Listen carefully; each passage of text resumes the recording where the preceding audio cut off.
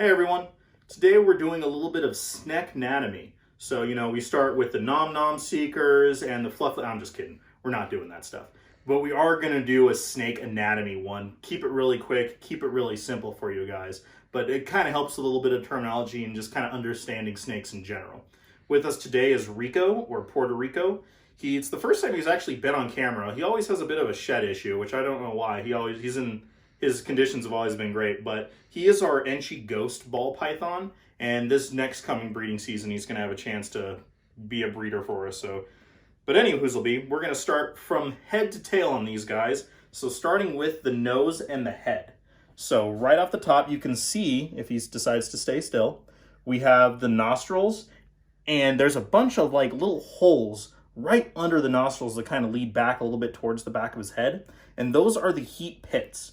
So in pythons and in certain species of pit vipers or crotalids, which we'll probably do another video later down the road about more different species variation on snakes in general, is they have that they have that extra sense that is detecting heat.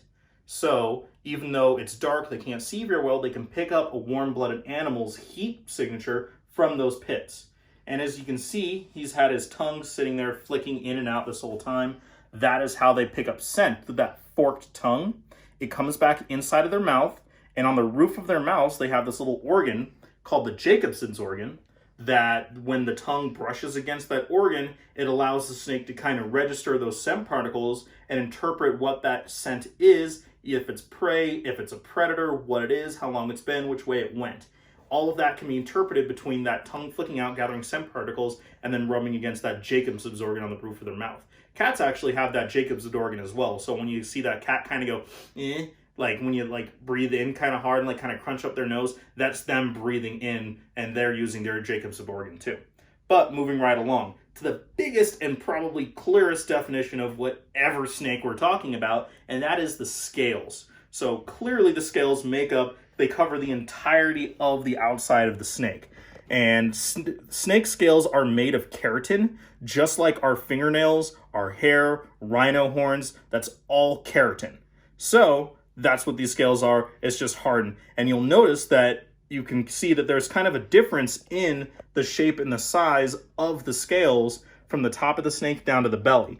And that's because there are a couple different types of scales. And I'm not going to get too in detail because there's a lot more and they all have different definitions.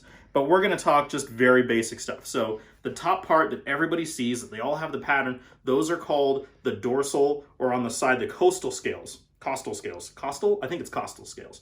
That covers the majority, the top 2/3, 3/4 of the snake. That's where, with most of the snakes, that's where the pattern is. Now, these type of scales can vary differently. So with ball pythons, they're really small. It's because they wrap stuff, or they wrap up really tight. They need to be kind of flexible, more lightweight. With something like a bull snake or a rattlesnake, they're keeled scales, so they're kind of harder, they're rougher, and that's because the type of terrain and different attributes going with them in general. Boa constrictors also have really small scales. Some snakes have very large scales. It all just depends, but they're all still that dorsal or costal scale or costal scales. Underneath, which you can see have an entirely different shape, are their belly scales. So those are the scales that, regardless of if it's a constrictor, if it's a colubrid, a tree snake, vine snake, whatever it is, they have these belly scales that help them move along. So we're going to and then I will show you exactly how they move in a little bit, but we're going to talk about one more while he's up and under here like this. And under here, so we can see over here, on boid or python and boa constrictor type snakes, they have these cute little things down here that are called hooks. And what those are actually remnants of when they used to have legs. If you actually sat there and took an x-ray of this whole little thing, you would kind of see this little thing, which is actually its toe, and an entire tiny like little leg in here, complete with bones and all, where there used to be a leg there. And those come right where the cloaca is. So right here, you can see the little opening right there. That's his cloaca. Male and female snakes have them. They're one opening for their hole. That's where they defecate. That's where they produce urates. That's where their sexual organs come out, and that's also they can rehydrate themselves because they can also absorb water through there as well. But the scales that are found underneath or anything further down the spine into the tail of the snake are called subcaudal scales. You can see that they're a little bit different, and that's actually how we can sex snakes too, by determining, and by what that I mean is we determine the sex of the snake by putting when you put in an appropriately sized probe down in through its cloaca, by determining the number of subcaudal scales, you can determine whether it's a male or a female, varying on the species. So since he is deciding he wants to cruise, we're going to show you exactly, so you can see, if you just kind of take a look at his belly scales, those things help him move and kind of just cruise along in general. If it was climbing a tree, they would help grip and move up and down the tree limbs and whatever else may have you.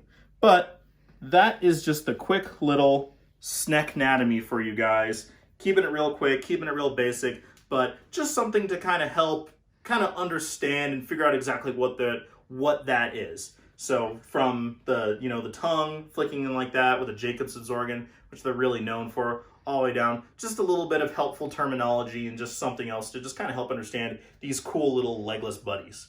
Hopefully you guys enjoyed this. Like I said, I kept it very basic. There's plenty more to know about snake anatomy, but then again, there's a lot about human anatomy that not everybody goes into detail when they first learn, or even when they learn further down the road about biology and people in general. So hopefully you guys enjoyed this video. If you have any questions, comments, let me know down below. Any future ideas for episodes, anything you want to know about specifically, let me know. Hit me up on Instagram, Facebook, jzsreptiles, anything like that. Hopefully, we've started to have some eggs being laid around here, all ball pythons.